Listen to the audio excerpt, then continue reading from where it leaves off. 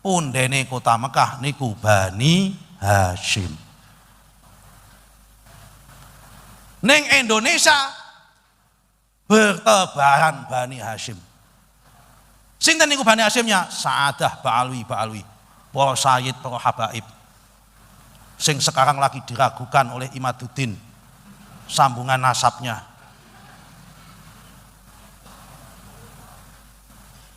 Bagaimana Mas?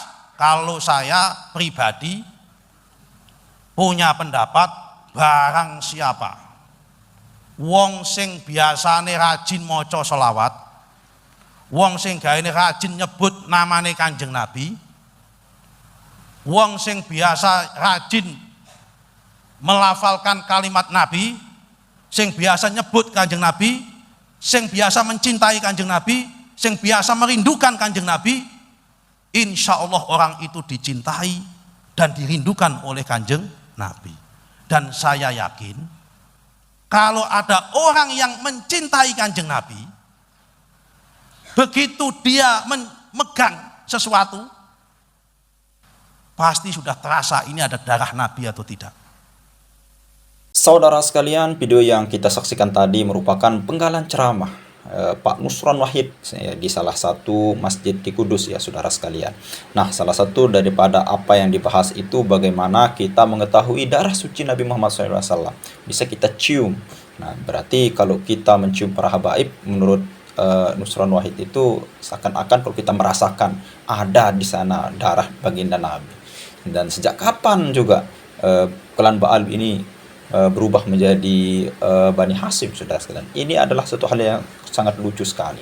Dan sekarang mari kita sama-sama dengarkan tanggapan dari Kiai Haji Amaluddin, lalu kemudian ke KRT Nur Ihya, lalu kemudian Gus Fakih Wirhadiningrat, lalu kemudian yang tuan rumah kita yaitu Gus Fuad Pleret, saudara sekalian. Selengkapnya mari kita sama-sama simak video berikut. Silakan. Selamat datang kepada Sohibul Bait Gus Fuad Pleret. Assalamualaikum warahmatullahi wabarakatuh. Saya ke Gus Fuad dulu ya, Gus Fakih dan Kiai ya. Gus Fuad. Ya. Ya. Apa sudah nonton ceramah dari Pak Nusron Wahid? Ya, sedikit nonton. Sedikit nonton. Ya, di situ pada intinya ya beliau mengatakan bahwa orang yang banyak bersolawat atau ahli solawat itu beliau memiliki keyakinan bahwa orang yang seperti itu akan bisa merasakan, membaui, mengarumai atau mengetahui getaran dari ini ada darah Nabi atau tidak begitu. Nah, kalau respon saya ya, artinya dengan premis seperti itu membuktikan bahwa Bapak Nusron Wahid sendiri itu tidak banyak membaca salawat kepada Nabi karena terbukti dugaannya keliru terhadap klan Habib Alwi begitu. Jadi itu mohon ditingkatkan bacaan salawatnya Pak Nusron Wahid itu menurut saya berdasarkan basis argumen beliau sendiri. Kalau menurut Gus Fuad bagaimana? Ya, assalamualaikum. Selamat sore untuk sahabat-sahabat semua, Kiai Nur Ihya, Gus Fakih, Mas Rifki dan Kiai Imad gitu. Jadi apa ya? Kan semua yang dirasakan atau apa ya, pengalaman spiritual itu kan harus terkonfirmasi secara faktual, terkonfirmasi secara saintis kan, secara saintifik gitu. Begitu juga seandainya benar bahwa orang itu ada orang yang bisa merasakan ini keturunan Nabi, ini bukan keturunan Nabi. Nah, semua itu kan apa ya? Tidak ada tolak ukurnya. Nah, sesuatu yang tidak ada tolak ukurnya itu harus dikembalikan kepada fakta dan sains gitu. Ya, tapi begini, perasaan-perasaan seperti itu, saya langsung ke yang diomongkan Nusron ya. Perasaan-perasaan seperti itu semacam bau atau semacam getaran atau apa, itu memang boleh percaya boleh tidak, dan silahkan untuk teman-teman yang suka memfitnah, membenci para pejuang. Itu memang saya sendiri itu pernah mengalami hal seperti itu. Jadi bahkan kalau di hall sekumpul dulu ya, secara tidak langsung itu karena di sana itu Habib itu begitu dimuliakan gitu. Nah, begitu banyak orang yang ngaku Habib supaya bisa dimuliakan, supaya masuk ke saf depan atau ke dalam sholat. Nah, ini salah satu dalam tanda petik itu kuratornya Habib atau bukan itu saya. gitu. Jadi dan pernah suatu ketika, iya, pernah suatu ketika itu ini sungguh-sungguh terjadi. Verifikator. Dan ini anehnya itu begini Mas Rifki. Nah, kalau saya salaman, oh ini Habib, ini bukan, itu memang ada apa ya, ada semacam getaran-getaran khusus tertentu gitu. Bahkan itu pernah ada seorang Habib itu bersama rombongan budayawan Bali yang semuanya agama Hindu. Terus ngaku dia itu namanya Putu siapa gitu. Saya itu merasa bahwa, oh ini seorang Habib ini. Gitu. Saya tanya, kamu Habib ya? Kamu apa marganya? Nah, terus dia ngaku bahwa marganya itu Al-Habsyi atau apa gitu, saya lupa. Oh, kamu bisa jadi Hindu, bisa jadi ini. Oh, saya dibuang keluarga saya, kemudian ya sudah saya ganti nama, saya ganti agama Hindu dan lain. Tapi kamu kan berarti Habib ya? Lah iya gitu. Artinya itu gini loh, perasaan waktu itu sesuatu yang berbeda ketika saya rasakan dalam adegan salaman. Saya pikir sesuatu yang berbeda itu menandakan bahwa dia itu adalah keturunan Nabi. Nah ternyata setelah adanya tesis Kiai Imad, setelah adanya penjelasan dari Kiai Nur Yahya, penjelasan DNA-nya Mas Sugeng dan Gus Fakih, ternyata itu rasa yang seperti itu menunjukkan bahwa dia itu keturunan Yahudi gitu loh, bukan keturunan Nabi. Nah ini sejak rame-rame gini kan saya sudah lama sekali nggak ketemu Habib, nggak salaman dengan Habib itu. Saya nggak tahu apakah masih ada setrum-setrum khas seperti itu ya kalau salaman dengan Habib. Yang dulu saya pikir itu adalah tanda bahwa setrum seperti itu ada setrum keturunan Nabi. Ternyata itu setrum keturunan Yahudi gitu loh. Iya. Nah sementara apa itu misalnya saya salaman dengan Abu Yadim Yatim Banten gitu ya. Ya, salaman itu. Saya kan yakin berdasarkan buku nasab bahwa beliau itu dzurriyyat Nabi kan. Nah, itu buku nasabnya itu kan ke Cirebon kan dan Sokhe lah anunya itu. Nah, tapi saya salaman dengan Mbah Tim enggak ada getaran seperti itu gitu loh. Jadi ini kok enggak ada getaran seperti yang ada di dalam diri Habib. Jangan-jangan itu nasabnya palsu. Nah, saya malah begitu kok waktu itu. Tapi saya khusnudzon lah kan itu tuh. Mungkin karena saya saya lagi lemah kan gitu. Daya deteksi saya. Tapi benar-benar itu Jadi kalau misalnya ada kiai konon katanya misalnya Mbah Hamid itu konon katanya kalau itu benar loh. Wah ini Habib ini terasa nih baunya getarannya seperti yang diomongkan si Nusron itu. Saya sendiri juga merasakan itu jujur aja. Saya merasakan cuma kesimpulannya yang salah gitu loh. Getaran seperti itu saya pikir karena mereka ngaku keturunan Nabi adalah standar bahwa keturunan Nabi harus punya getaran seperti itu. Kalau tidak punya getaran seperti itu berarti bukan keturunan Nabi. Ternyata secara saintifik justru terbalik. Getaran seperti itu yang menunjukkan mereka bukan keturunan Nabi tapi keturunan haplogrup G itu. Itu loh. Lalu wali sama iya itu tadi saya bandingkan dengan Mbah Tim misalnya. Nah, Mbah Tim jelas keturunan Nabi kan. Enggak ada getaran sama sekali. Ya karena Mbah Tim memang haplogrupnya bukan gatel kan gitu. Gitu Mas.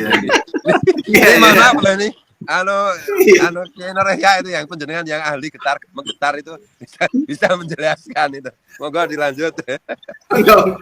Monggo ada yang mau melanjutkan? Bang Mas Nusron Wahid itu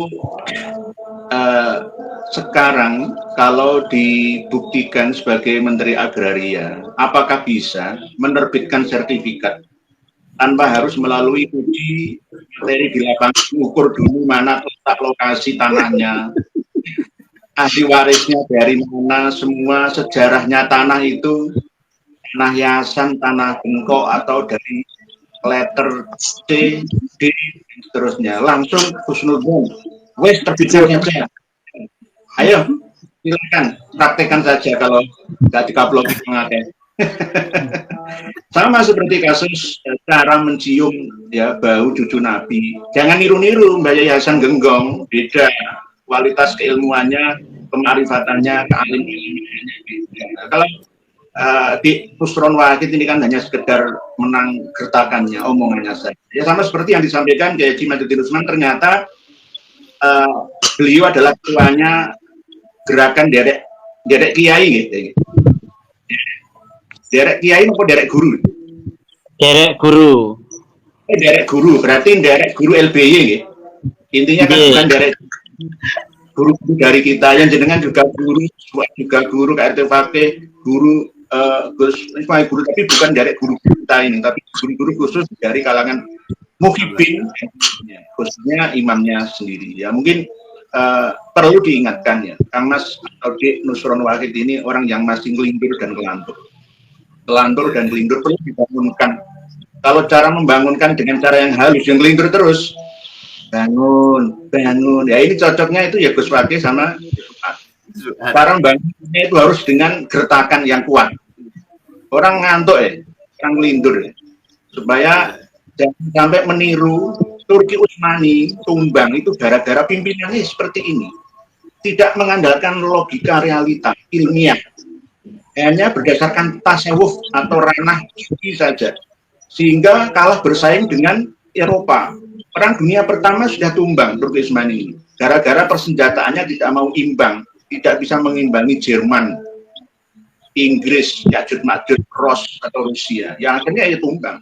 Nanti kalau negara kita sekelas presiden dan menterinya lebih tunduk kepada ulama yang bukan ulama yang benar-benar alama, ya hanya sekedar ngulama, ya maka akan jadi apa negeri kita?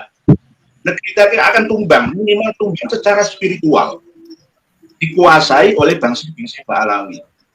Mohon maaf, bukan karena tendensi benci kebencian, dengki iri, bukan, tapi memang faktanya seperti ini. Kita akan terseok berat beban kita ke depan karena sudah digandoli dengan jalur agama atau spiritual yang salah kaprah, salah langkah, salah paham. Apalagi ya ini Dik Nusron Wahid ini, mohon maaf, beliau orang Kudus, sebenarnya harus tahu, harus ngerti bagaimana cara orang Kudus ya ketika bersemangat seperti Kanjeng Sepuh Sidayu yang ada di Gresik dalam rangka melawan kolonial penindasan demi anak cucu ke depan. Tapi ini enggak, ya beliau ini harus disadarkan.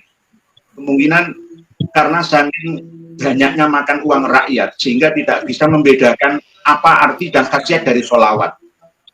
Sama seperti yang Gus Rifki sampaikan, mungkin beliau ya di Nusron Wahid ini sholawatnya kurang, mungkin sholawat pas tahiyat saja atau pas doa saja, kurang nambah sholawat setiap harinya mungkin 100 kali, 1000 kali, atau sholawat yang lain di hari yang lain, di tempat yang lain, mungkin kurang sehingga penciumannya salah sasaran, sama seperti yang Gus Fuad sampaikan, yang dulunya agak ragu setelah Kiai Imad dan kawan-kawan terjun, akhirnya mantep madep, oh bukan cucu Nabi ternyata. Ya ini harus disadari ya, pengumuman untuk seluruh anak bangsa dan negeri. Itulah gambaran dari yang kita jadikan sebagai imam di negeri ini. Ya. Menteri kan ya imam, panutan kita. Walaupun imam dalam hal agraria ya. Nanti kan beliau juga kan mantan ketua Ansor juga, pernah lama duduk di struktural Nahdlatul Ulama. Kemungkinan setelah tidak jadi menteri juga akan berkiprah di Nahdlatul Ulama juga. Lah kualitasnya seperti ini, kualitas seperti ini. Mungkin saya dilanjut lagi oleh Kiai Imad. Ya. Tentang ini Kiai Imad dulu atau Gus Fakih, atau Kiai Imad mau lanjutkan tentang indirect guru tadi? Itu terputus ya? Iya, itu tadi ada energi negatif yang masuk ke frekuensi kita gitu ya, karena memang kita sedang bicara tentang getaran-getaran bau-bau gitu, jadi salah frekuensi, salah mencium itu akan mengakibatkan salah dalam mengambil kesimpulan. Itulah Pak Nusron Wahid, murid utama dari Lutfi bin Yahya Pekalongan, pemalsu sejarah NU, pembelok sejarah NU, pemalsu makam. Tidak heran Nusron Wahid ini membela Balawi, karena sejak awal dialah yang membela Balawi, memberikan kucuran dana untuk membayar Rumel Abbas untuk mencari dalil membela terputusnya nasab Balawi, dan sampai sekarang tidak bisa. Ratusan juta mungkin itu sudah digelontorkan, ternyata yang dibayar tidak bisa membela. Akhirnya untuk mencari data itu tidak bisa, walau dengan ratusan juta. Ya, bagaimana caranya masih membela tuannya? Maka Nusron Wahid ini kemudian sekarang pakai jurus kedua, yaitu jurus nyium-nyium bau. Jadi begini, dia mau bikin sebuah pembeda nanti at-tafriq baina man amana bi ba'lawi wa man lam yu'min bi ba'lawi annahu yashummu raihatan nabi fi badani. Jadi nanti dia akan bikin kepada pikiran alam bawah sadar masyarakat, orang-orang yang tidak mempercayai Balawi berarti tidak bisa mencium bau Rasulullah yang ada di Balawi. Coba Nusron Wahid cium itu bau darahnya Bahar Smith itu, coba bau Rasulullah bau apa itu. Karena wahai Nusron Wahid, kalau Anda mungkin bertemu dengan seorang Balawi yang menurut Anda benar, kemudian dengan itu Anda membenarkan nasabnya, maka berarti dengan membenarkan juz Anda juga membenarkan kul. Anda juga membenarkan Balawi yang nyolong motor pakai sarung di Bekasi, Balawi yang begal di Kalimantan, Balawi yang merkosa di Madura, Balawi yang ngerebut istri orang itu di Cilacap, Balawi di bin Yahya itu di majelis dia ganyang istri orang. Berarti Anda juga, Nusron Wahid, membenarkan mereka semua sebagai cucu Nabi. Na'udzubillah summa na'udzubillah min dalik. Betapa beratnya dosa Anda nanti di hadapan Rasulullah Muhammad SAW, Nusron Wahid, jika Anda tidak bertobat kepada Allah Subhanahu wa Ta'ala. Anda membenarkan, Anda membela nasab-nasab palsu yang mengikatkan diri pada Rasulullah, wa Rasulullah SAW bari, Allah dan Rasulnya tidak ada kaitan. Itu Rasulullah dengan orang-orang semacam Balawi ini. Dan ini akan sangat berat sekali pertanggungan jawab seorang Nusron Wahid nanti, karena dia mempunyai peran di dalam melanggengkan kedustaan pengakuan Balawi sebagai cucu Nabi itu. Nah, saya kan dulu dengan dia di dalam satu grup WAPBN. Udah sejak lama, sejak awal, hanya dia di grup itu yang tidak menerima daripada visi saya itu, dan kita berdebat di situ. Dan ujung-ujungnya 2 tahun lalu itu antara saya dan Nusron Wahid itu, baik Anda meyakini demikian, saya meyakini demikian, kita selesai. Ya, saya hormati itu 2 tahun yang lalu di grup WAPBNU. Nah, tetapi rupanya di belakang dia itu kemudian mempersiapkan segala hal untuk membela Balawi itu nasabnya.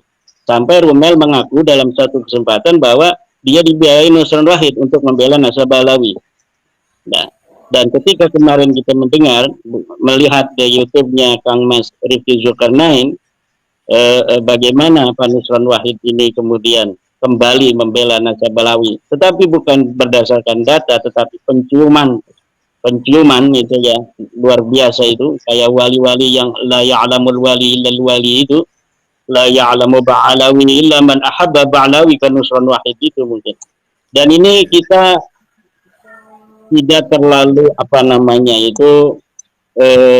aneh juga terhadap kesimpulan beberapa media-media asing yang telah mengadakan penelitian bagaimana IQ masyarakat kita.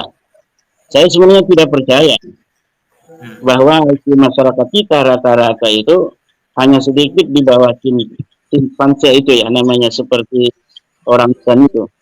Tetapi ketika kita melihat bagaimana cara berpikir orang yang kita anggap sebagai orang yang seharusnya mempunyai kecerdasan yang agak berbeda dari orang lain, kemudian cara berpikirnya juga memang ternyata sama. Nah, ada juga sebuah penelitian, ini adalah sisa-sisa dari perbudakan masa lalu, orang-orang yang mempunyai sejarah trauma genetik perbudakan, maka kemudian pada saat dia sudah tercerahkan oleh ilmu pengetahuan, bahkan jabatan yang tinggi pun, maka memori perbudakan masa lalu dari secara genetik itu akan tetap mempengaruhi orang-orang beberapa generasi kemudian. Dan saya tidak terlalu percaya itu, karena kita inna akramakum indallahi atqakum, tetapi ini perlu untuk kemudian kita teliti kembali, kita dalami sehingga kita nanti bisa, Kang Mas Riki, untuk mencari bagaimana obatnya orang-orang yang mempunyai trauma genetik, ya, bukan trauma memori, karena mereka sejak lahir sudah merdeka, tetapi perbudakan masa lalu dari leluhur orang-orang tertentu itu kemudian menjadikan mental dia inferior untuk beberapa generasi. Ya, ini apakah ada kaitan itu? Jadi trauma perbudakan bisa menembus generasi itu. Gitu.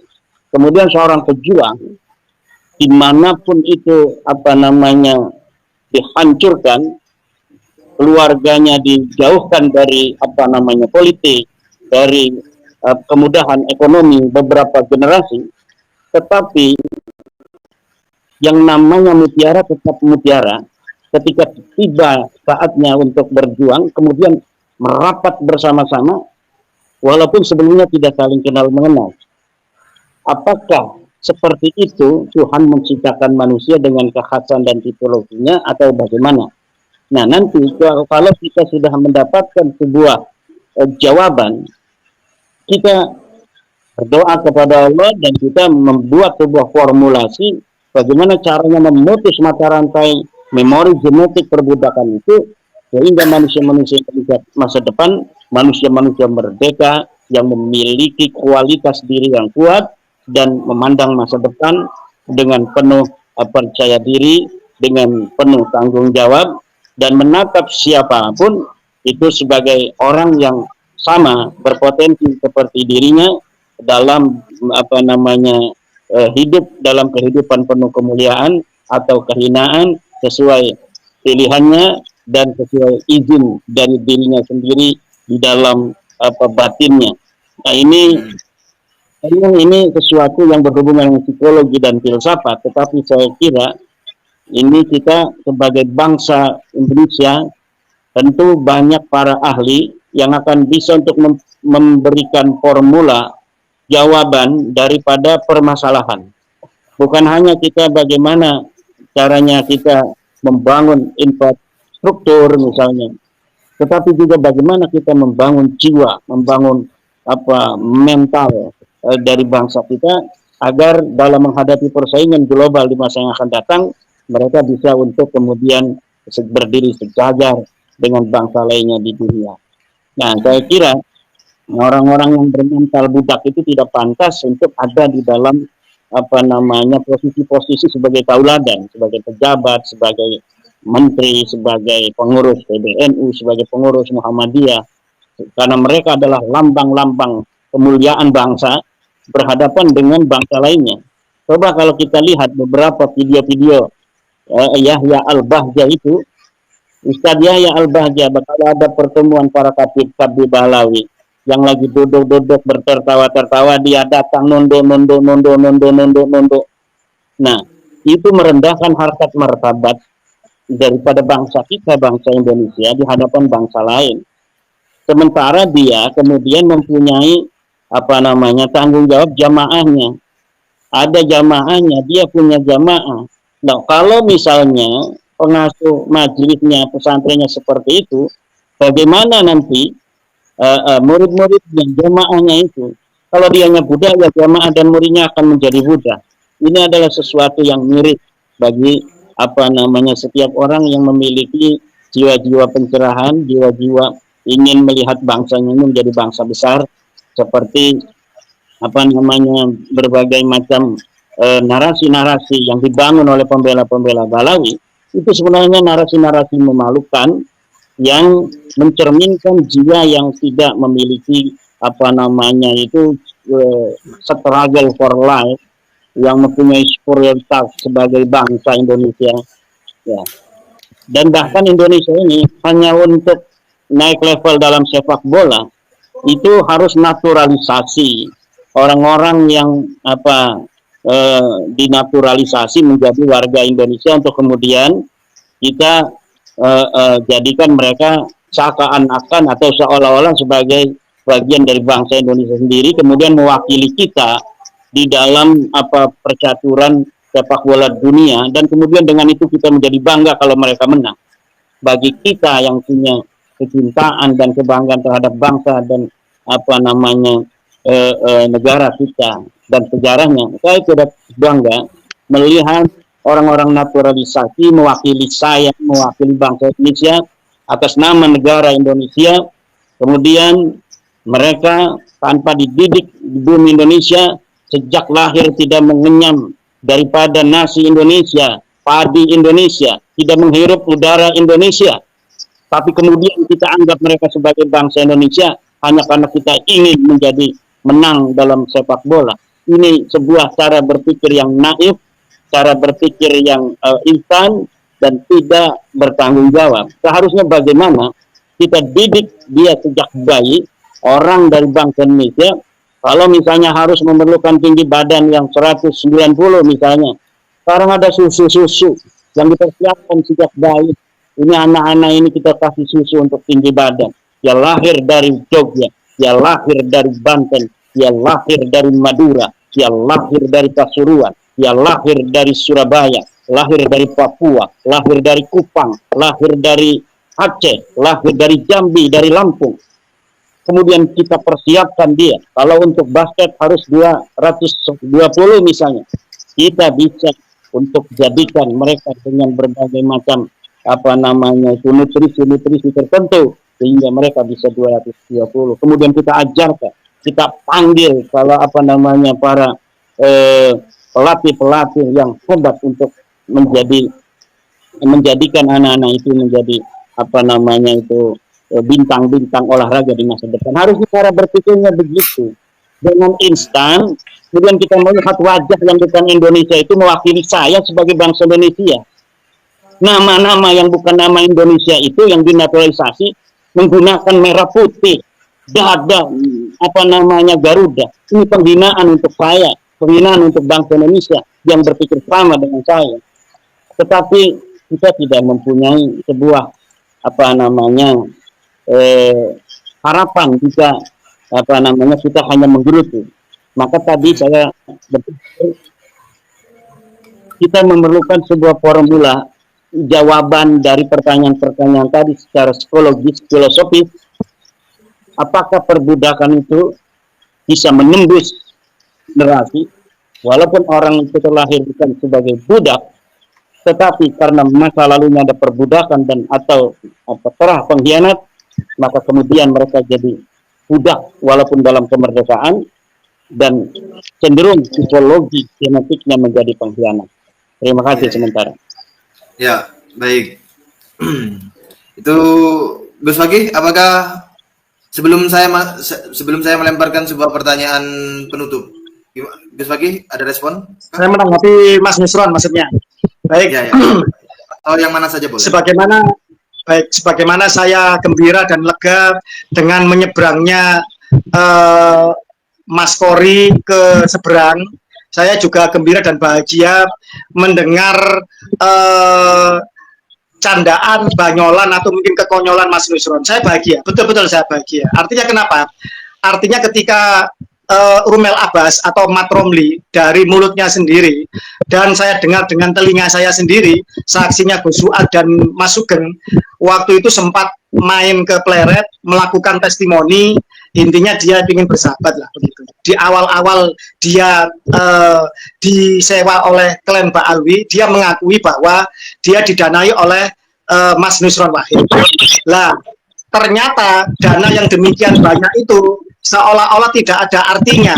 Dia keliling ke beberapa negara, dia katanya dapat manuskrip dan lain sebagainya.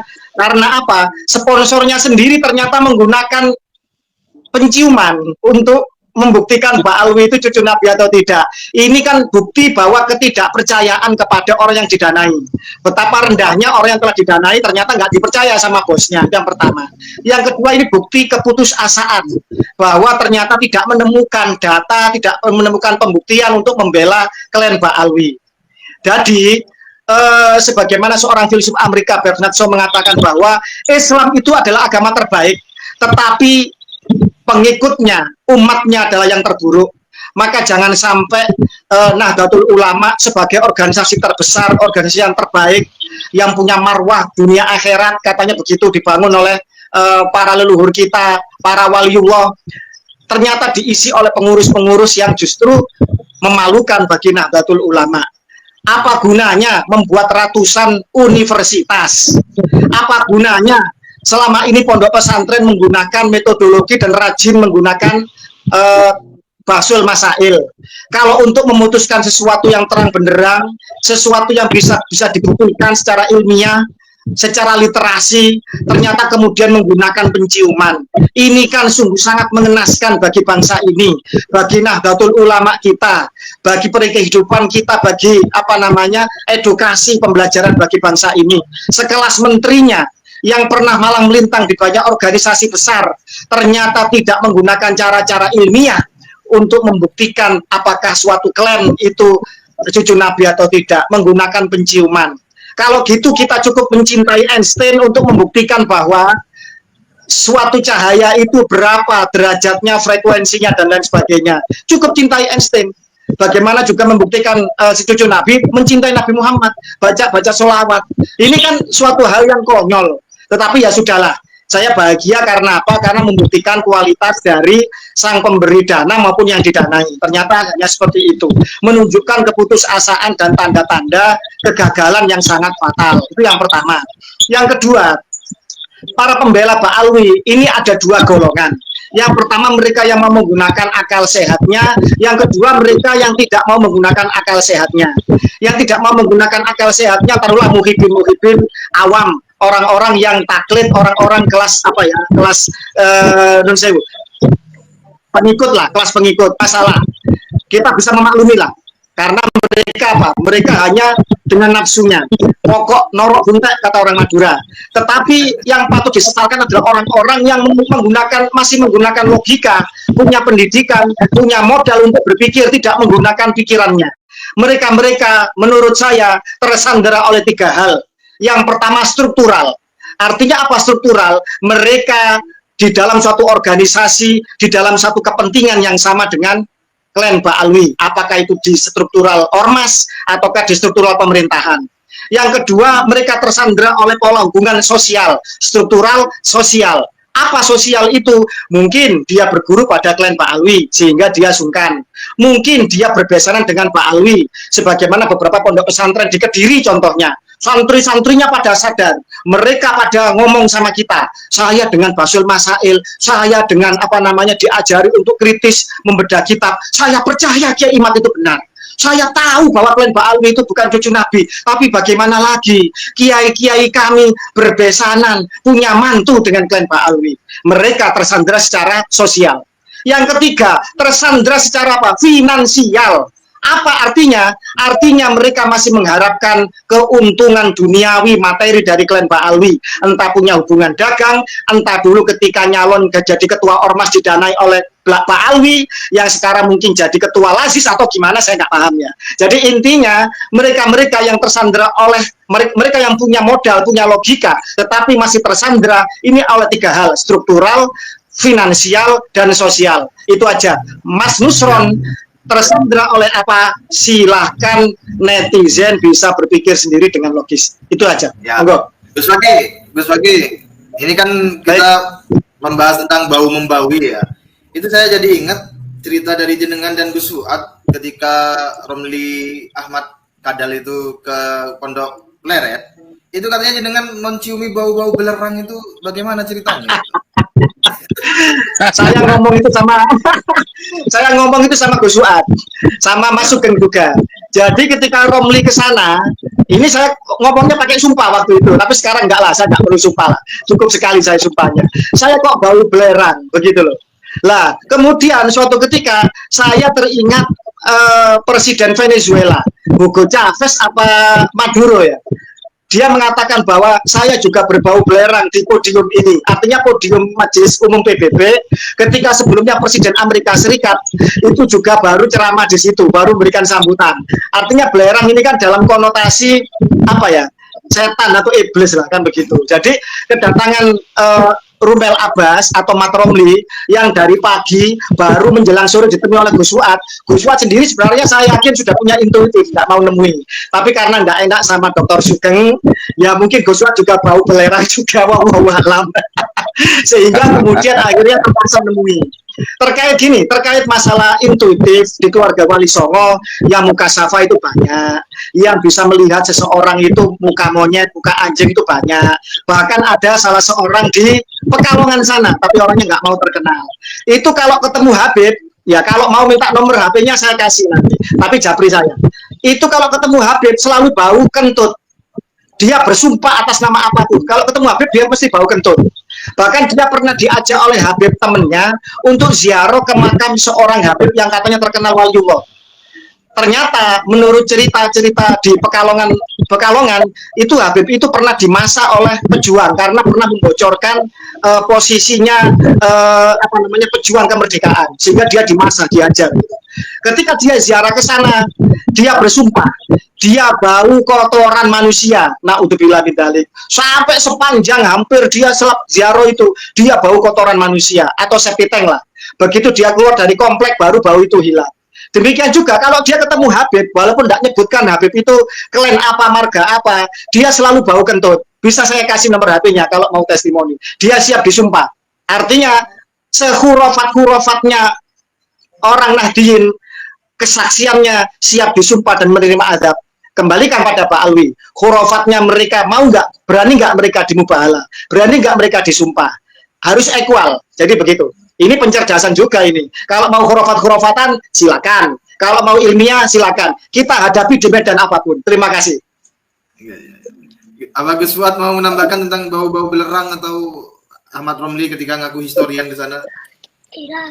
Ya kalau saya itu setrum itu loh. Jadi jadi mungkin ya kita semua itu salah paham ya. Kalau bau belerang atau bau kentut itu kan mudah kita merumuskan. Bentuknya itu setrum itu memang wah ini kelompok ini memang ada setrumnya tersendiri kan itu. Nah kita mengira itu setrum tanda keturunan Nabi, ternyata setrum tanda haplogrup G kan gitu aja. Tapi kalau soal Nusron ya, Nusron Wahid ya, Pak Nusron Wahid itu bagi saya itu memang penjelasan rasional kalau berhadapan dengan Muhyiddin dan bukti-bukti ilmiah itu ternyata tidak cukup, terlepas dari apakah orang seperti Pak Nusron Wahid itu punya kepentingan atau tidak punya kepentingan. Tapi saya jadi teringat dengan apa yang disampaikan Kiai Nur Yahya bahwa kayak memang Habib itu gendam itu ya. Itu jadi mungkin maksud saya begini, di samping kita perlu terus-menerus menjelaskan secara rasional dengan data empirik mengenai Habib itu berhaplogrup G, bukan keturunan Nabi. Mungkin kita mumpung Ramadan juga untuk segenap netizen juga lebih banyak berdoa juga, mendoakan putra-putri bangsa Nusantara yang sampai hari ini masih tergendam oleh Habib gitu. Termasuk Pak Nusron Wahid itu kan tergendam. Tergendam. Kalau Pak Nusron Wahid mungkin Kiai Mat, bukan karena DNA atau terkait dengan mentalitas zaman dulu atau inferior kompleks atau apa. Mungkin loh ini dugaan loh ini. Mudah-mudahan Pak Nusron Wahid mendengar. Mungkin masa kecilnya itu mengalami stunting gitu. Ini humor saja. Jadi dan kita juga perlu kita sampaikan juga kadang-kadang Gus Fakih itu optimis banget bahwa semua orang berpihak pada kita, negara berpihak pada kita. Saya pikir hari ini para pejuang ini hanya bersama netizen yang jujur, yang tulus gitu. Dan semua kekuatan politik adalah jangan perlu diharapkan. Ya kalau perlu kita bikin kekuatan politik sendirilah. Mau jenderal ini, jenderal itu, menteri ini, menteri itu, wah itu semua ya kadal aja bagi saya. Kalau aku front. Ya, umurnya gitu ya. Masuknya itu kategori hadis kadal itu. Jadi saya tetap masih konsisten percaya bahwa kita yang berusaha terus-menerus sampai dadal duel remuk redam begini, berjuang untuk kebenaran, untuk bukti kecintaan kita kepada Allah dan Rasulnya, bukti kecintaan kita kepada umat Rasulullah. Itu jangan sekali-sekali berharap kepada siapapun kecuali kepada rakyat kecil gitu loh. Ya, Vox Populi Vox Dei itu. Bahkan kemarin tuh bagus juga itu pesannya, requestnya Mas Sugeng itu waktu main itu. Ya, Mas Sugeng itu request Gus anu bikin anu apa kuwi jenenge apa apa tulisan itu apa kuwi jenenge voting anu kalau hari ini Pilpres siapa presidennya tulis 1 Prabowo Subianto, 2 Kang Deddy Mulyadi, 3 Kiai Imaduddin Banten. Lo kok Kiai Imad dimasukkan ya bilang gitu. Lah iya toh anu biar untuk anu aja. Saya langsung nangkap itu. Oh iya ya. Kita itu memang selama ini benar-benar nggak dalam tanda petik itu nggak ada satu kekuatan politik apapun yang benar-benar merelakan diri untuk membela Pancasila, bangsa dan negara dalam perspektif Islam kita itu membela umat Rasulullah, membela kebenaran hak Rasulullah gitu. Oh ya benar juga Mas Sugeng ini. Beliau kan biolog gitu ya, bukan sosiolog atau ya. Itu benar juga kita perlu memikirkan hal-hal seperti itu gitu loh. Dan bagi saya bukan masalah Kiai Imad dapat 16% atau 96% bukan gitu loh. Tapi ya memang kita itu benar-benar apa ya? Nggak ada elit bangsa kita yang benar-benar sungguh-sungguh punya keinginan untuk menjaga bangsa dan negara kita itu nggak ada menurut saya. Mereka pura-pura menjaga aja. Kesimpulan saya kok seperti itu. Saya pikir akan muncul Gus Dur baru, ternyata nggak ada. Gitu. Ternyata itu ya Gus Dur cuma Gus Dur aja gitu. Ya kita lah yang meneruskan apa jiwa patriotik Gus Dur gitu. Bukan mereka ternyata.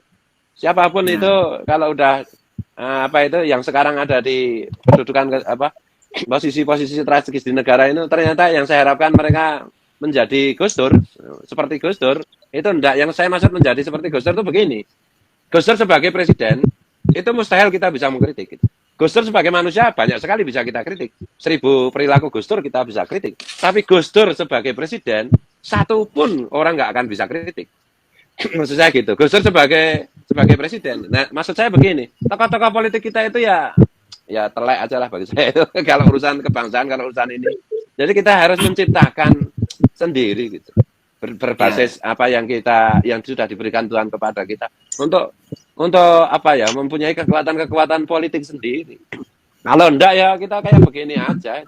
Sekelas menteri, sekelas si Teddy aja masih minta jangan-jangan si Teddy itu ke tempatnya Jindan kemarin ya atas suruhan si ini ya, Nusron juga ya. Nah, gitu. Jadi apa ya? Dan ya memang 2 tahun lalu kan waktu ngobrol-ngobrol di Pleret sama Kiai Imad sama Gus Fakih sama TB Moki itu kan kita udah bicara mengenai nutfah dajjal ya.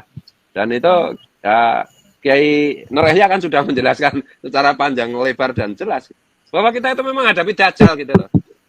Ya memang para pecundang itu lebih suka ikut dajjal karena dajjal itu menawarkan surga, menawarkan popularitas, uang dan kedudukan dengan cepat gitu.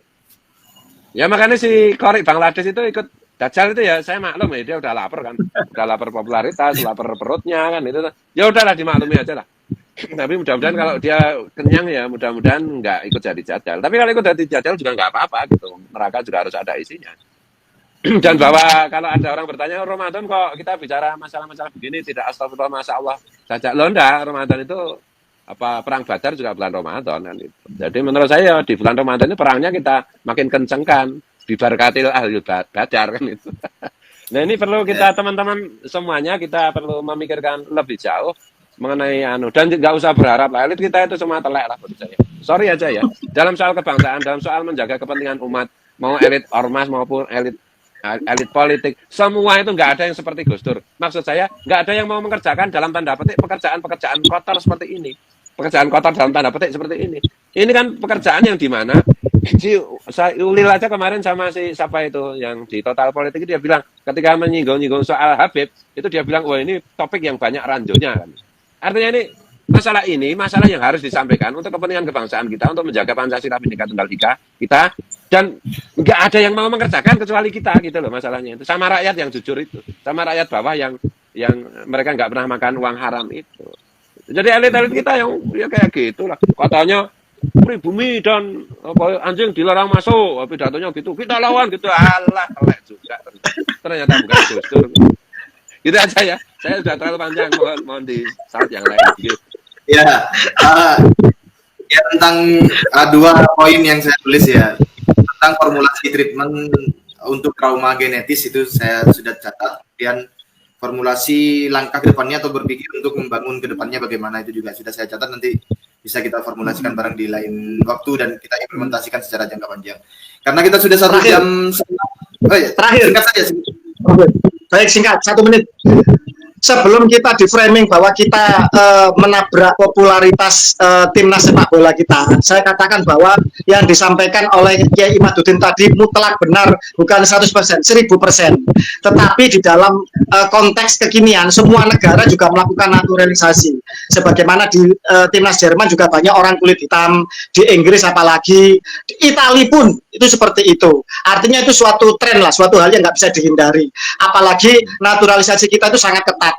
Masih tetapi seburuk-buruknya masih lumayan mereka yang masih menangis Indonesia Raya di tengah lapangan, berjuang untuk keharuman timnas Indonesia daripada klan Pak Alwi itu. Nggak ada fungsinya, nggak ada gunanya, jadi sampah di negeri ini, lebih baik pulangkan saja. Terima kasih. Jadi Kiai Imad benar, tapi saya juga mendukung naturalisasi untuk segera kita tampil sebagai pemicu penyemangat segera kita melakukan revolusi sepak bola. Terima kasih. Iya. Itu kalau fenomena naturalisasi itu strateginya sama dengan strategi PBNU, Kiai Imad. Kira-kira kurang lebih begitulah, Kiai Imad.